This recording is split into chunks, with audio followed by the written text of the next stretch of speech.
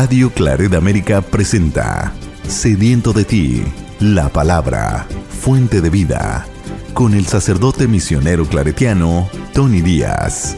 Reflexiones diarias del Evangelio. Aquí iniciamos.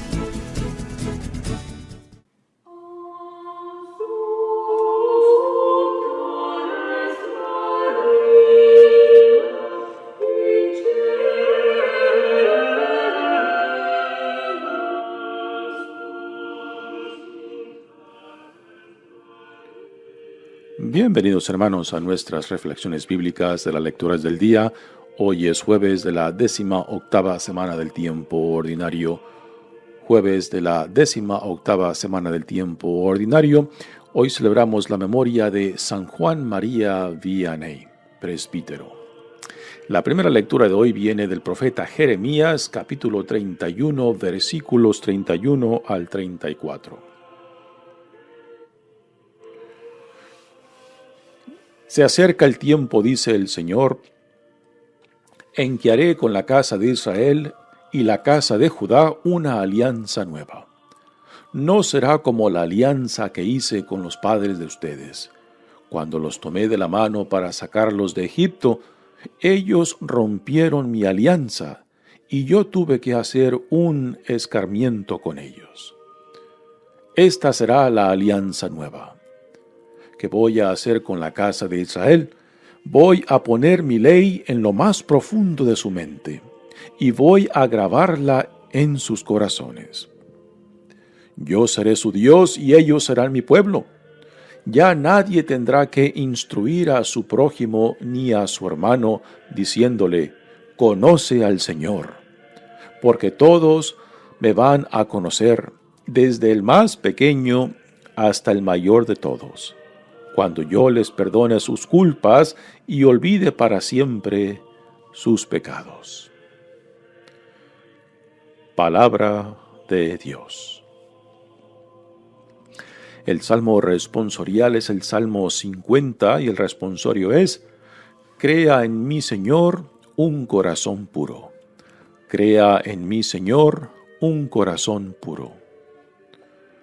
Crea en mí, Señor, un corazón puro, un espíritu nuevo para cumplir tus mandamientos. No me arrojes, Señor, lejos de ti, ni retires de mí tu Santo Espíritu. Devuélveme tu salvación que regocija. Mantén en mí un alma generosa. Enseñaré a los descarriados tus caminos y volverán a ti los pecadores. Tú, Señor, no te complaces en los sacrificios, y si te ofreciera un holocausto, no te agradaría. Un corazón contrito presento, y un corazón contrito, tú nunca lo desprecias. Crea en mí, Señor, un corazón puro. El Evangelio de hoy viene de Mateos, capítulo 16, versículos 13 al 23. En aquel tiempo, cuando llegó Jesús a la región de Cesarea de Filipo, hizo esta pregunta a sus discípulos: ¿Quién dice la gente que es el Hijo del Hombre? Ellos le respondieron: unos dicen que eres Juan el Bautista, otros que Elías, otros que Jeremías o alguno de los profetas. Luego les preguntó: ¿y ustedes? ¿Quién dicen que soy yo? Simón Pedro tomó la palabra y le dijo: Tú eres el Mesías, el Hijo de Dios vivo. Jesús le dijo entonces: Dichoso tú, Simón, hijo de Juan, porque esto no te lo ha revelado ningún hombre, sino mi Padre, que está en los cielos. Y yo te digo a ti que eres Pedro, y sobre esta piedra edificaré mi iglesia. Los poderes del infierno no prevalecerán sobre ella. Yo te daré las llaves del reino de los cielos. Todo lo que ates en la tierra quedará atado en el cielo, y todo lo que desates en la tierra quedará desatado en el cielo. Y les ordenó a sus discípulos que no dijeran a nadie que él era el Mesías. A partir de entonces comenzó Jesús a anunciar a sus discípulos que tenía que ir a Jerusalén para padecer allí mucho de parte de los ancianos, de los sumos sacerdotes y de los escribas, que tenía que ser condenado a muerte y resucitar al tercer día.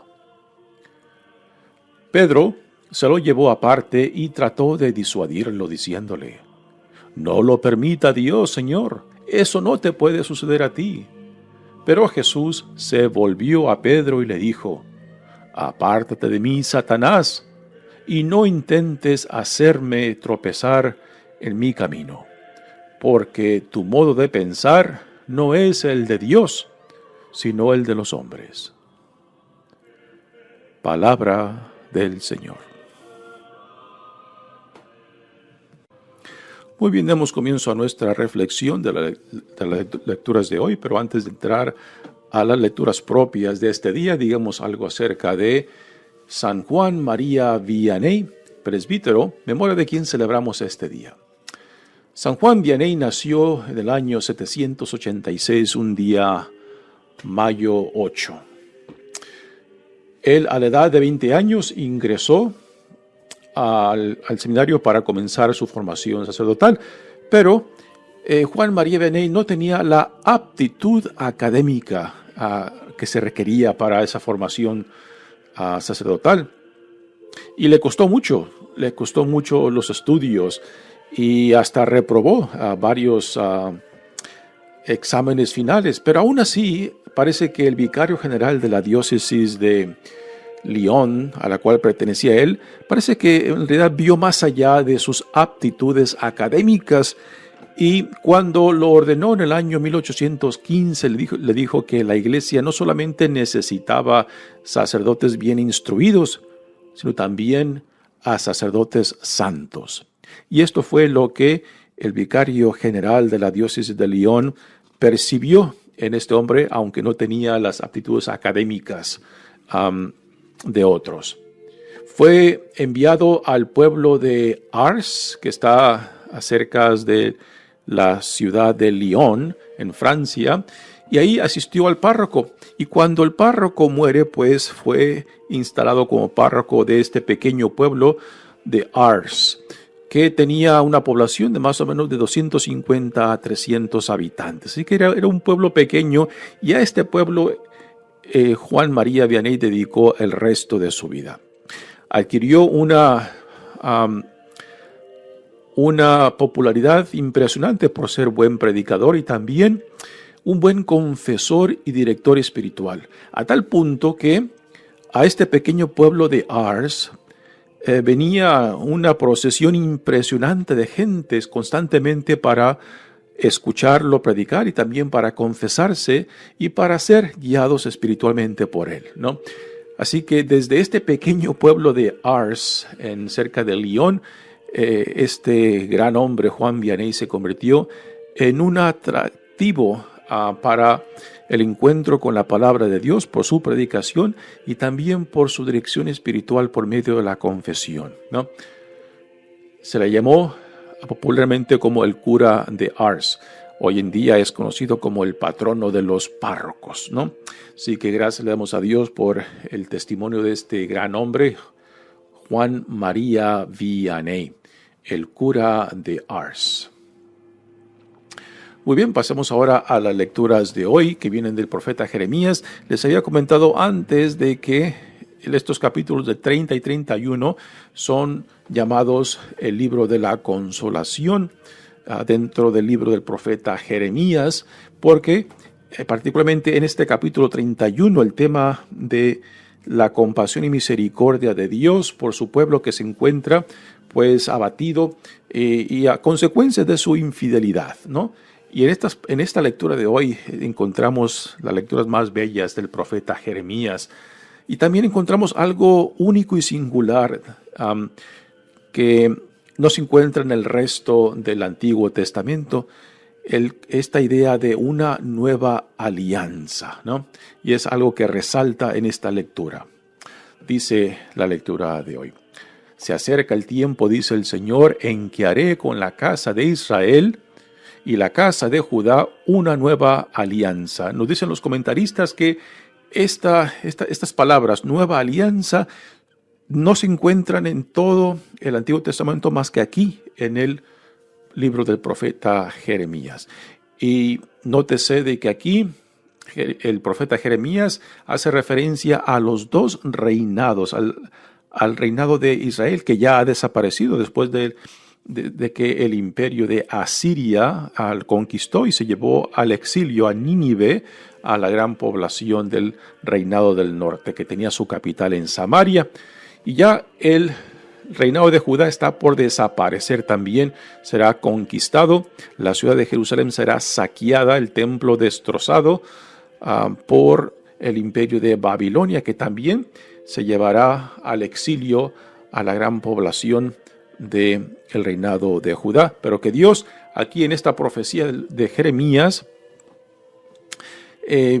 pues trae palabras de consuelo y de esperanzas de que Dios otra vez hará regresar a estos dos, a su pueblo, que estaban divididos en dos reinados, y que los unirá otra vez. Ese es algo que constantemente encontramos en los profetas, ¿no? Y en el Antiguo Testamento, el deseo de Dios de ir detrás de lo que le pertenece a su pueblo, ¿no? Y que Dios quiere lo mejor para nosotros, Dios quiere lo mejor para su pueblo, y que Dios, como buen padre, como buena madre, irá siempre detrás de sus hijos para salvarlos de ellos mismos, para salvarnos de nosotros mismos, ¿no? Es aquí la imagen que Jeremías nos presenta de Dios. Más que padre, yo creo que es una madre que va incesantemente detrás de lo suyo, de sus hijos e hijas, para salvarnos de nosotros mismos. Dice, no será la alianza que hice con los padres de ustedes, cuando los tomé de la mano para sacarlos de Egipto. Aquí recordamos la imagen que el profeta Oseas nos provee en sus propias palabras, cuando utiliza la imagen de un padre que toma de la mano a su hijo durante el tiempo después que sacó al pueblo de Israel de la esclavitud de Egipto, y que por 40 años pues navegaron en el desierto. Y el desierto es la imagen del encuentro de Dios. El desierto es el lugar de intimidad, de conocimiento, de transformación, ¿no? Por eso no es ningún accidente que después de que Jesús es bautizado y entra al desierto por 40 días, el desierto es el lugar de ese encuentro, de identificación con Dios. Es el tiempo de la entrega, es el tiempo de identificarse plenamente con la voluntad de Dios. Y esto también para nosotros es el mismo llamado, ¿no? De que no simplemente es de repetir lo que otras generaciones han dicho, lo que los profetas, lo que la Sagrada Escritura dice. Se tiene que llevar a cabo una identificación plena, hacer nuestra, y cada generación tiene que hacer esto, ¿no? No podemos simplemente glorificarnos en los triunfos de previas generaciones. Cada generación tiene que llevar a cabo este encuentro, este compromiso, este responder al Dios que viene a nosotros en nuestro tiempo, en nuestras circunstancias, y no simplemente pretender que lo del pasado se aplica a nosotros automáticamente.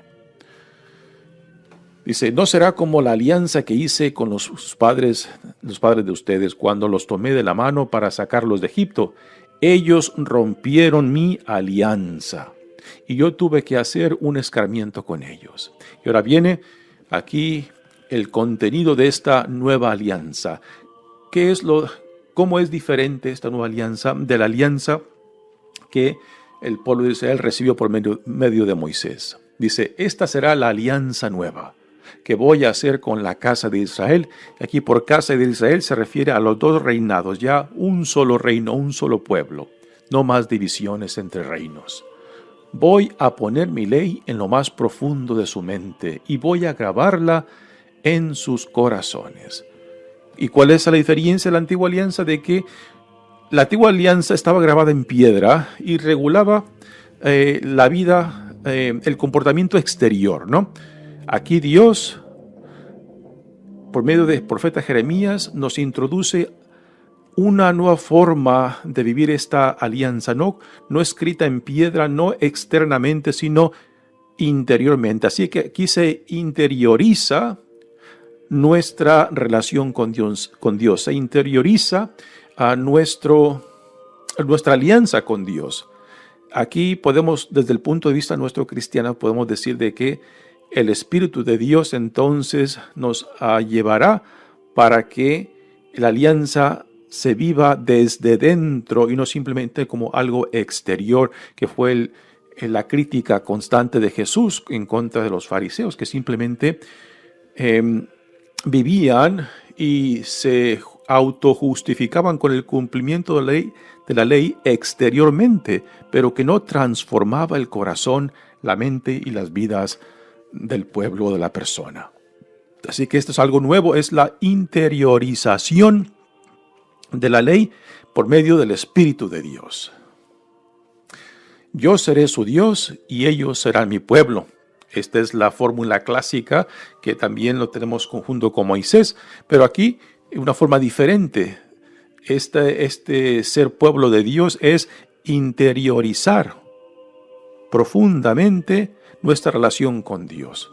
Si ya nadie tendrá que instruir a su prójimo ni a su hermano, diciéndole, conoce al Señor, porque todos me van a conocer. Jeremías no nos explica cómo es que se lleva a cabo esta interiorización. En Jesús podemos decir de que Él nos provee la respuesta a lo que Jeremías no parece dar respuesta de cómo se lleva a cabo esto, y Jesús nos los da por medio del Espíritu Santo, que es el Espíritu Santo lo que hará posible entender, asimilar, para poder poner en práctica lo que Jesús compartió con sus discípulos, ¿no? Así que esta nueva alianza que Dios por medio de Jeremías dará, es algo que se vivirá desde dentro hacia afuera. Ahora, también tengamos en cuenta de que esta profecía, Jeremías la está diciendo unos 600 años antes de Cristo, ¿no? Así que pasan 600 años cuando finalmente Dios en Jesucristo se hace uno con nosotros y podemos decir que lleva esta visión de la nueva alianza a su plenitud. Jesús mismo en los evangelios nos dice, particularmente en Mateos, que Él no ha venido para abolir la ley mosaica o el Antiguo Testamento, sino para llevarlo a su plenitud. Pues es prácticamente lo que el profeta Jeremías nos está diciendo aquí. Con esta nueva alianza no está aboliendo lo previo, sino que lo está llevando a una plenitud, en lo cual Dios mismo grabará su palabra, su mensaje en la mente, en el corazón, para que desde dentro se transforme la persona, lo cual es otro punto diferente. Aquí el punto más personal de la relación con Dios, lo cual tampoco niega la parte comunitaria, pero aquí pone el énfasis en la relación personal del individuo con Dios, lo cual no es algo que se ve común en el Antiguo Testamento. En el Antiguo Testamento se ve más la perspectiva comunitaria en vez de la personal o individual. Ya nadie tendrá que instruir a su prójimo ni a su hermano, diciéndole, conoce al Señor, porque todos me van a conocer, desde el más pequeño hasta el mayor de todos. Cuando yo les perdone sus culpas y olvide para siempre sus pecados. Aquí otra cosa que es diferente a lo previo, es por la pura iniciativa de Dios que Él viene para salvarnos de nosotros mismos por medio de la reconciliación, por medio del perdón. Y es sabernos reconciliados, sabernos perdonados, sabernos aceptados a pesar de nosotros mismos, que hace posible este conocimiento de Dios. No es un acto intelectual, no es algo personal, no es un esfuerzo personal, es algo que se nos da cuando permitimos que Dios primeramente nos atraiga y que nosotros respondamos a esta atracción de Él, en la cual Él nos perdona, nos reconcilia y hace posible poder llegar a conocerlo a Él de esta manera. Muy bien, pasemos ahora al Evangelio de hoy, que es un evangelio, pues, dicen los comentaristas, bastante denso, porque hay mucho que se puede decir de este Evangelio de Mateos, que en cierta parte viene siendo uno de los puntos centrales de Mateo. Nos dicen los comentaristas que uno de los temas centrales de Mateo es la cuestión de la iglesia, que solamente en el Evangelio de Mateo se menciona la palabra iglesia. En los otros 3 evangelios no se menciona esta palabra de iglesia, es solamente Mateo que la tiene. Por eso el Evangelio de Mateo se puede decir que es el Evangelio de la iglesia, y no por nada es el Evangelio que la Iglesia Católica más cita en los documentos oficiales. El Evangelio de Marcos, podemos decir que el tema central es el discipulado. A diferencia de Lucas, que uno de los temas centrales es la comunicación del amor y la compasión de Dios, que son temas muy centrales en Lucas. Y sin embargo, en Juan, el tema central es la unidad o la unión con Dios Padre en Jesucristo, que es algo que resalta bastante, particularmente en el último discurso de Jesús, sobre la escena de la última cena, ¿no? Es el tema de la unidad con Dios en Cristo.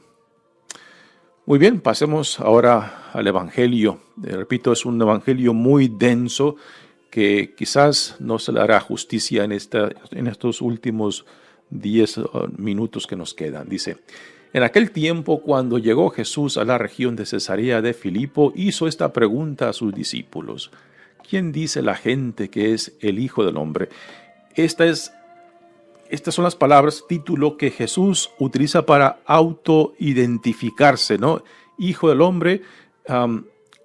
Jesús nunca se autoidentifica como el Mesías, como el Hijo de Dios, sino este es el punto de referencia que utiliza constantemente para sí mismo, ¿no? El Hijo del Hombre como el Dios encarnado, totalmente identificado con nuestra humanidad. Ellos le respondieron: unos dicen que eres Juan el Bautista, otros que Elías y otros que Jeremías o alguno de los profetas. Así que aquí los discípulos contestan la pregunta de Jesús: ¿qué es lo que la gente dice de mí, no? Ya Juan Bautista ha muerto y piensan que Juan Bautista ha resucitado, o sea, su espíritu ha resucitado en Jesucristo. Y por eso algunos dicen que es la manifestación de Juan Bautista. Otros dicen que es el profeta Elías. Recordamos que el profeta Elías no muere, es llevado al cielo en una carreta en fuego, y que así como fue asumido al cielo, pues que él regresaría para introducir la época mesiánica, ¿no?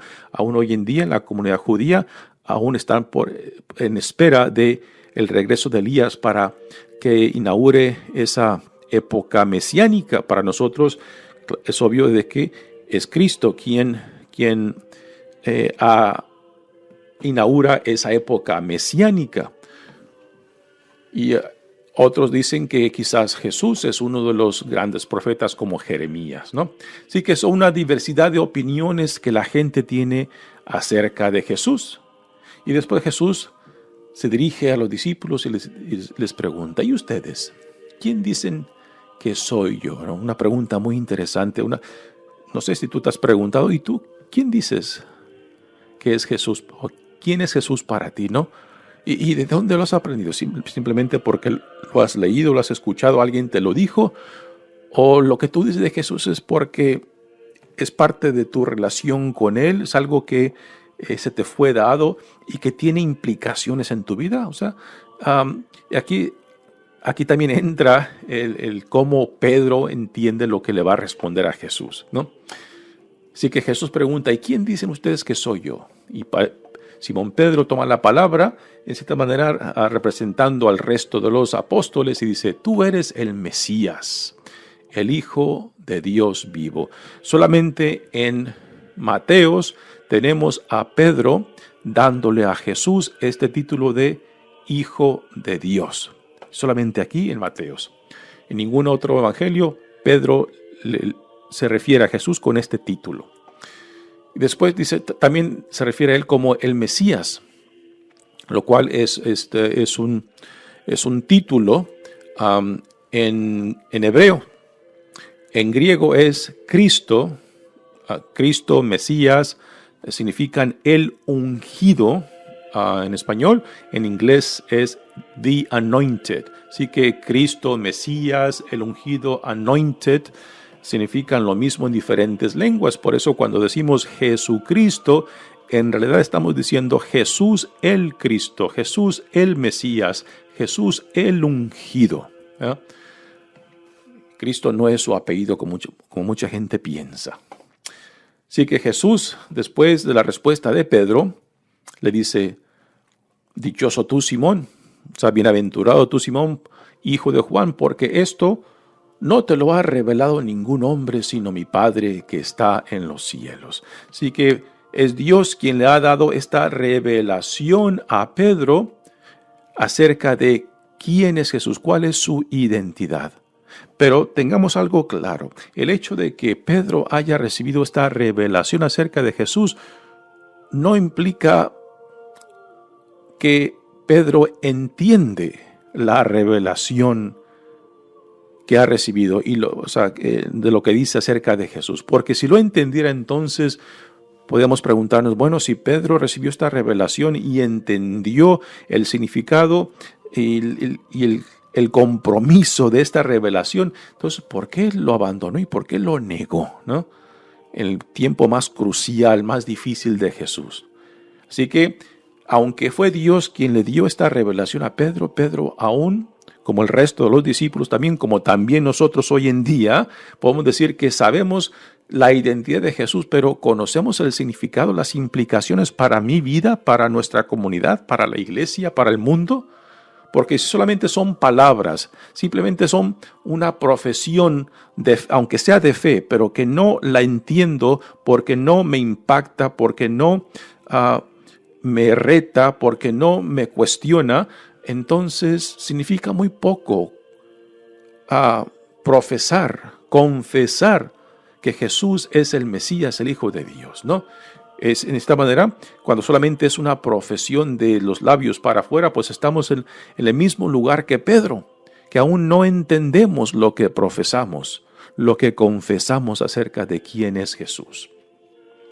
Y aquí Jesús ahora les dice por primera vez, les anuncia por primera vez su pasión, muerte y resurrección, lo cual es como echarles un balde de agua fría a sus discípulos, porque ellos tienen una noción muy diferente acerca del Mesías que Jesús tiene acerca de sí mismo, ¿no? Y este será ahora el problema que Pedro tendrá cuando pretende salvar a Jesús. Y Pedro, que sin la palabra Pedro significa piedra, pues siendo la piedra en la cual ahora Jesús le dirá que será la roca en la cual él fundará su iglesia, pues pasa de ser una piedra de fundamento a una piedra de obstáculo o de tropiezo. Cuando Pedro no entiende cómo Jesús entiende a sí mismo, como el